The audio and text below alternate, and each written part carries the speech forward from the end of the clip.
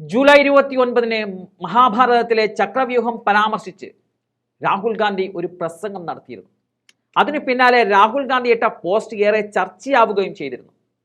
ചക്രവ്യൂഹത്തെ പരാമർശിച്ചുകൊണ്ടുള്ള തന്റെ പ്രസംഗം രണ്ടുപേരിൽ ഒരാൾക്ക് ഇഷ്ടപ്പെട്ടില്ല എന്നും ഇഡിയുടെ റെയ്ഡ് ഉടൻ ഉണ്ടാവുമെന്നും ഒരു സൂചന ലഭിച്ചു.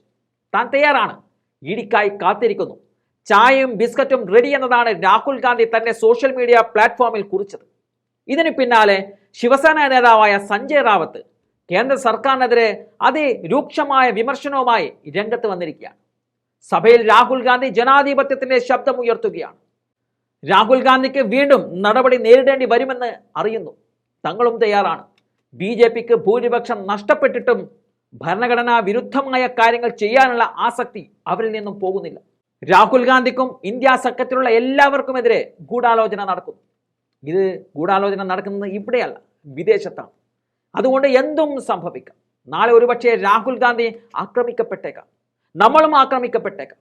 മോദിയെയും അമിത്ഷായെയും പിന്നിലാക്കിയത് രാഹുൽ ഗാന്ധിയും ഇന്ത്യ സഖ്യവുമാണ്. ഈ സർക്കാരിനെ ഉറക്കം കെടുത്തിയിരിക്കുകയാണ് രാഹുൽ ഗാന്ധി. അതുകൊണ്ട് രാഹുലിന് എന്തും നേരിടേണ്ടി വന്നേക്കാം. തങ്ങളും രാഹുലിനൊപ്പം BJPയുടെ ഏത് രീതിയിലുള്ള അക്രമത്തെയും നേരിടുമെന്നതാണ് സഞ്ജയ് റാവത്ത് പറയുന്നത്. ലോക്സഭാ തെരഞ്ഞെടുപ്പിന് മുമ്പ് ഇത്തരത്തിൽ EDയെ പോലുള്ള കേന്ദ്ര ഏജൻസികൾ പ്രതിപക്ഷ നേതാക്കന്മാരുടെ വീടുകൾ കേന്ദ്രീകരിച്ച് നീക്കം നടത്തിയിട്ടും BJPക്ക് അതിൻ്റെ ഒരു ഫലവും ലഭിച്ചില്ല. വീണ്ടും ഇത്തരത്തിൽ ഓലപ്പാമ്പുമായി BJP രംഗത്ത് വരികയാണെങ്കിൽ ഇന്ത്യ സഖ്യം അതിശക്തമായി തന്നെ അതിനെ നേരിടുമെന്നുള്ള വ്യക്തമായ ഒരു മുന്നറിയിപ്പാണ് സഞ്ജയ് റാവത്ത് ഇപ്പോൾ നൽകിയിരിക്കുന്നത്.